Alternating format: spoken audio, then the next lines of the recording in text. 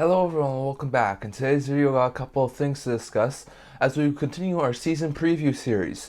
Today we're going to be taking a shot at the Boston Bruins and the Florida Panthers, seeing how they did in the 2023 offseason and how they shape up looking forward to the 2023-2024 season. We'll get to all of that coming up right now.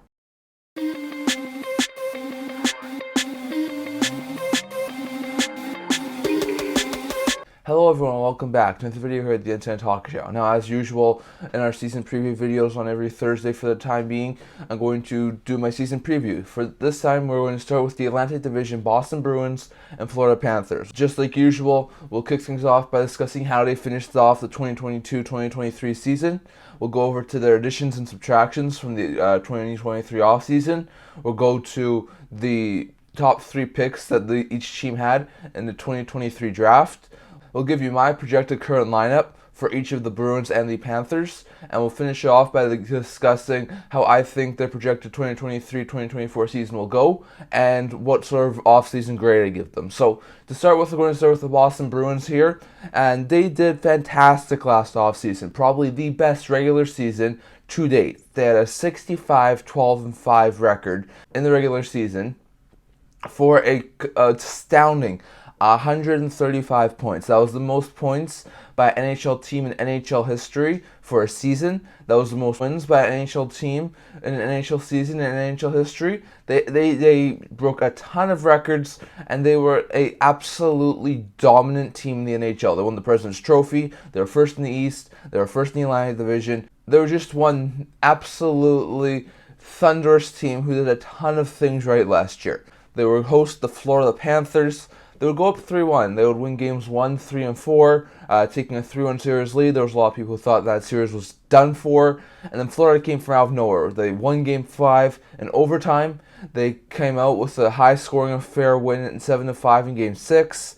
That would force Game 7, which was a surprise to many. And then in Game 7, they were down 3-2. They would tie it up with 1 minute remaining in the third period, and then they would win it in overtime, as Florida would end Boston in 4-3 in overtime in Game 7 and 4-3 in the series. A surprising 3 games straight winning streak that would end the Bruins in 7 games. So that was a stunning loss for the Bruins. A lot of people had them going to the Stanley Cup final. I know I really didn't. I had them being exited in the second round, but still, I don't think many people had Boston losing to Florida in the first round. So I was a little bit surprised that they did wind up losing in the first round, but I wasn't overly shocked they were out of the playoffs before the Stanley Cup final. So I know it was really surprising, and they had an early offseason. It was a really emotional one. A lot of people did think that would be Bergeron's last game. So that brings us over to the offseason additions and subtractions. Now, if you look over here at the additions and subtractions from this offseason, both of them are pretty much the same. If you look at the offseason additions and subtractions, they're both pretty much the same. There's not one side that has a lot more names than the other. But if you look at the names on the losses, they're a lot more significant than the names on the addition side. So if you look at the additions and losses here, for the losses, you have on the forward group, Krejci, Bergeron, both wind up retiring. Bertuzzi goes to free agency, signs with Toronto. Both Hall and Foligno were traded to Chicago. Nosek goes to Jersey. Hathaway goes to Philadelphia. Wagner goes to Colorado. Lettieri goes to Minnesota, and Bowers goes to Jersey. So a lot of key forwards were traded there. Bertuzzi fit in really well in Boston. Hall fit in really well in Boston. Losing their top 2 centers is not really great. They lose Foligno, who was a good bomb six forward, as do they lose Nosek, as do they lose Hathaway. So they lost a lot of key forwards. On the defensive side, they lost Orlov to Carolina, Clifton to Buffalo, and Strawman, who signed overseas. So, I mean, Clifton was a solid third pair defenseman last year. Orlov came in and was a solid top 4 defenseman. So to lose all of those guys is not fantastic news. So they went out in free agency, and they added guys like Milan Lucic, who's a good bomb six forward. Patrick Brown, who's a good fourth-line center. Morgan Geekie, who could probably be a good third-line player this year. James Van Riemsdyk, who's a good middle six winger. Megna, Anthony Richard, Jesper Boqvist, who could all be good 13th forward, maybe spare forwards, maybe sent down to the AHL. They also signed John Farinacci, who was a young prospect who became a UFA, but he's more of a prospect who's still going to need some time to development, so he's not really anything for this year, but still, it's another addition they had this offseason. And then they added 4 defensemen. They added Alec Regula, Ian Mitchell, Riley Walsh. They traded for all 3 of those guys. They got Regula and Mitchell in the Chicago deal that sent Hall to Chicago. They got Walsh in the Jersey deal that sent Bowers to New Jersey. So they added those guys. They also went on free agency and got Kevin Shattenkirk. So no real Dmitry Orlov replacements, but they did get a couple more depth pieces in return. So all in all, not overly bad, but still, they did not do overly fantastic. I mean, if you look at the players they added on the forward group, sure, you lost guys like Hathaway, Nosek, Foligno. Sure, you lose those guys. You bring in guys like Morgan Geekie, Patrick Brown, Milan Lucic. Those guys should be able to replace them. But then, really, if you look at the other guys who they brought in, you're only going to have James Van Riemsdyk in there to replace Taylor Hall, Patrice Bergeron, and David Krejci. And you don't have Tyler Bertuzzi anymore, who fit in extremely well after being acquired at the deadline. So, in my eyes, this team is definitely downgraded, even on the defensive end. I mean, Shattenkirk's a good third-pair defenseman. Mitchell could probably be a good third-pair defenseman. At this point in time, Regula and Walsh are most likely spare defensemen. So at this point in time, I really don't see any of those guys being significant upgrades. Sure, they could replace Clifton, but they're not going to replace the sort of impact Orlov had in that top 4. So not a really great offseason. The defense doesn't change too much. Orlov was a deadline acquisition, so pre-deadline, this defense doesn't look too much different than last year. If anything, it's a tiny bit stronger because McAvoy and Grzelcyk aren't injured to start the season. But that forward group looks a ton worse than it did last year. I mean, sure, they had Marchand out to start the season for the first 10-15 games, but it does not look as bad as it does right now. And I definitely think Cap has a major role in that too. So definitely, I think it's really bad for the Bruins to have so many key guys lost this offseason, and I think it's definitely going to come back to bite them in the butt. So going to be interesting to see. The top 3 picks for the Bruins this offseason, they had their own pick, number 28th overall in the 3rd round. They selected center Pelosi. They had their own pick in the 4th round, which was also number 28th overall, and they selected left winger Hendrickson.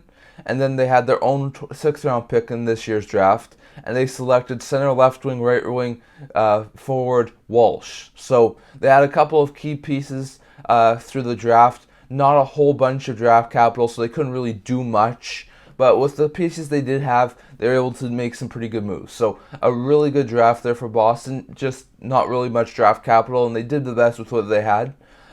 Going over to my projected current lineup for the Boston Bruins for the 2023-2024 season, if they're healthy, here's my lineup. I have Brad Marchand playing on the top line with Pavel Zacha as their top line center and David Pastrnak. I have Jake DeBrusk playing with Charlie Coyle and young rookie Fabian Lysell. I have James Van Riemsdyk playing with Morgan Geekie and Trent Frederick. And then I have Milan Lucic being centered by Jesper Boqvist and also playing with AJ Greer. So, decent forward group. It's not the forward group they've had over the past couple of years. It could probably be a good, mediocre, middle-of-the-pack forward group, but it's not going to be the high-end, high-level type forward group. Defensively, you have Hampus Lindholm with Charlie McAvoy, you have Derek Forbort with Brandon Carlo, and you have Kevin Shattenkirk with Matt Grzelcyk. Goaltending-wise, they still have the same goalies, and I think that's pretty much their strong point of the team. You have Ullmark as your 1A, Swayman as your 1B, and a pretty good goaltending tandem there. And then on the spare side, I have Lauko as well as Patrick Brown being the 2 spares for the Boston Bruins. And if that's the roster to go into the season with, that roster should be cap compliant. So, in my eyes, that's a decent roster. If you look at their forward group, they're definitely not going to put up as many goals as they did last year. You don't have Bergeron. You don't have Krejci anymore. Those are your top 2 centers. They have been for a while. You don't have them anymore. You now have your second-line left winger from last year who can play center in Pavel Zacha, most likely being your top-line center. And you have Charlie Coyle, who was your third-line center last year, being your second-line center. You also have, their bottom 6 isn't too bad.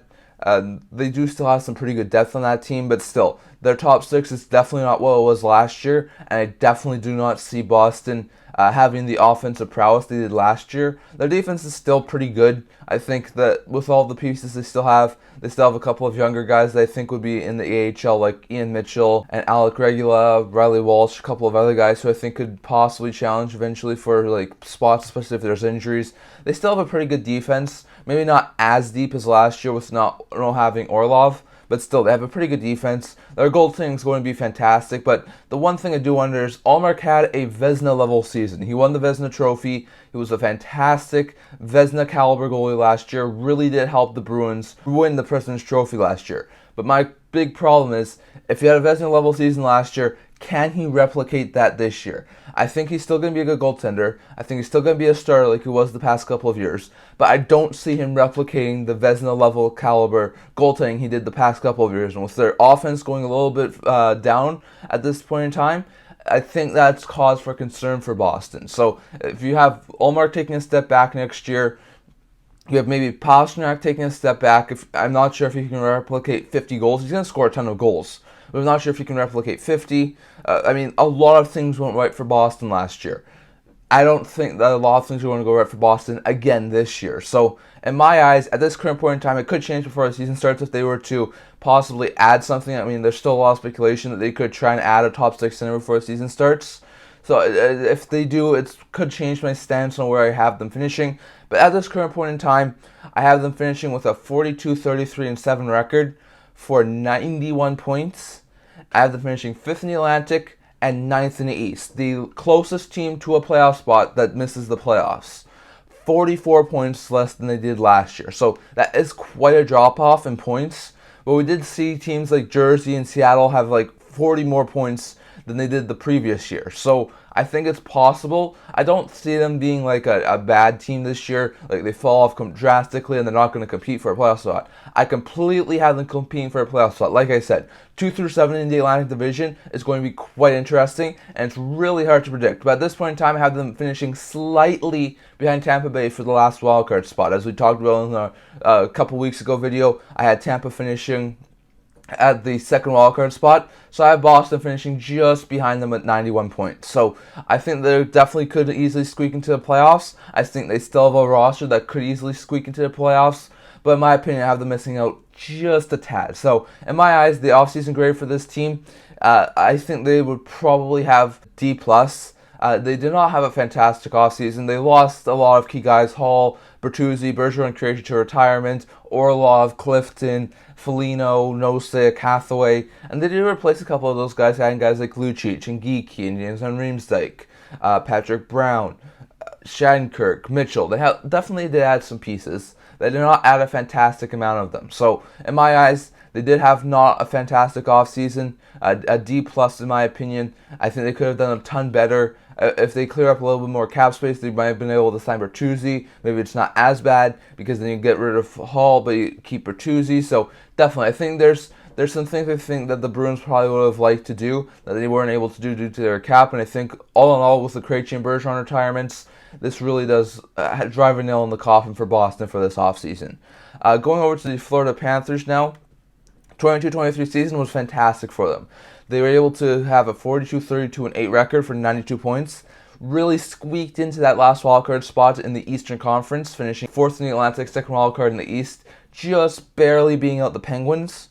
They, like we talked about with the Bruins, went to Boston, dug themselves into a 3-1 hole to start the season, would then win 3 straight, win 5, 6, and 7, and somehow overcome that 3-1 deficit to beat the President's Trophy winning Boston Bruins in 7 games. They will go on to the second round, playing the Toronto Maple Leafs. They would jump out to a stunning 3-0 series lead against Toronto in the second round. They would lose Game 4, and then they would win Game 5. So they were able to win in 5 games over the Toronto Maple Leafs. They would then go on to the Eastern Conference Final, where they would play the Carolina Hurricanes. They would win Game 1, 2, 3, 4. 2 of them in overtime. 4 one-goal games they would win, but they would sweep the Carolina Hurricanes in round 3, taking that series and winning it in 4 games.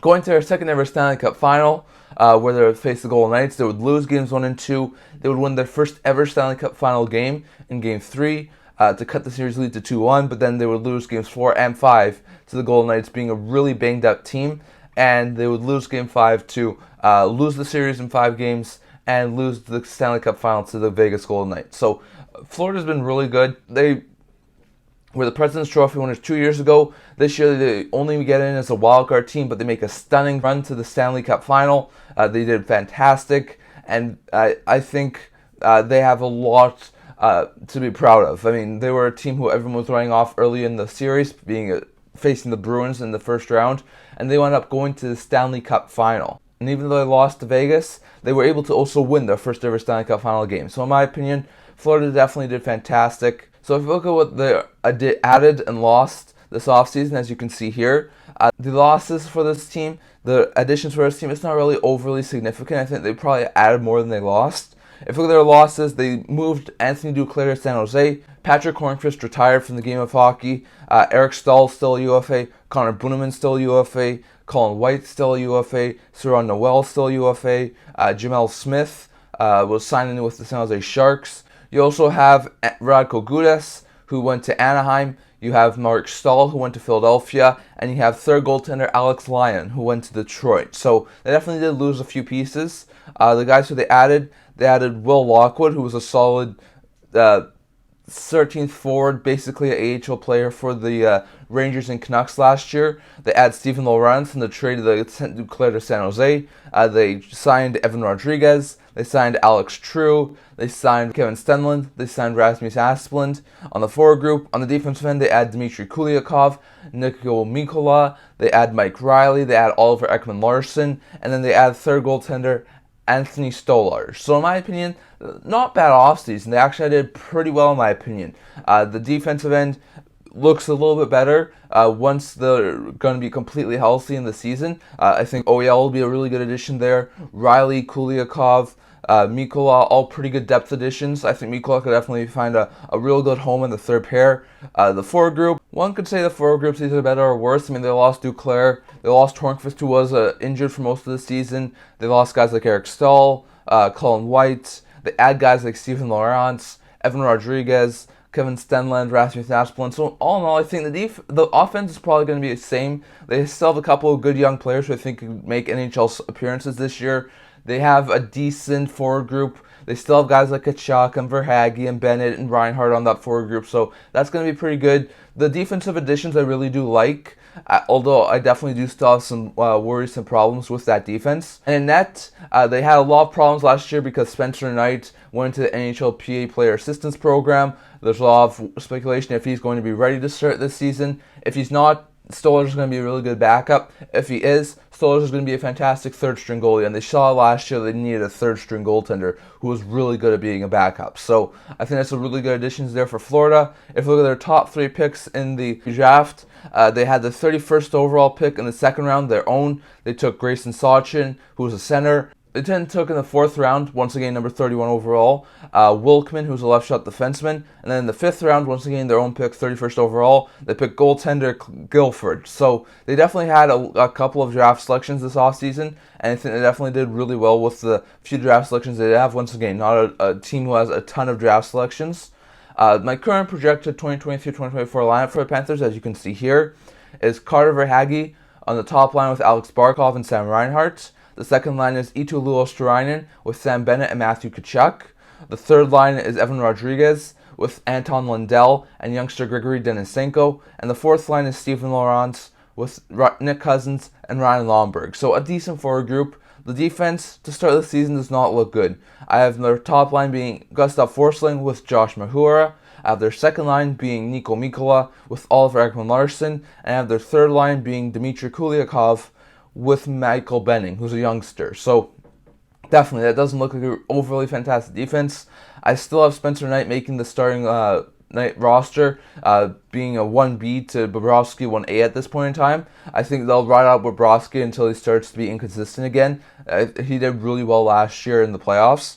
And then I have Kevin Stenlund, Mike Riley, Matt Kiersted being the spares for the Florida Panthers. And then they have Aaron Ekblad and Bruin and Montour starting out on long-term injury reserve, which should definitely make that team cap compliant. So, like I said, the downside to them having that deep playoff run last year was that Montour and Ekblad are going to have injuries that are going to keep them out the first couple months of the season, most likely until November, December. So that's going to be a huge blow to that team. Knight's coming off of the NHLPA Player Assistance Program. We know Bobrovsky's inconsistent, and that defensive group in front of them to start the season does not look fantastic. You have OEL, Mikkola, Mahura, and Forsling as your top four. I think OEL and Forsling could be good fourth defenders on a regular NHL defense.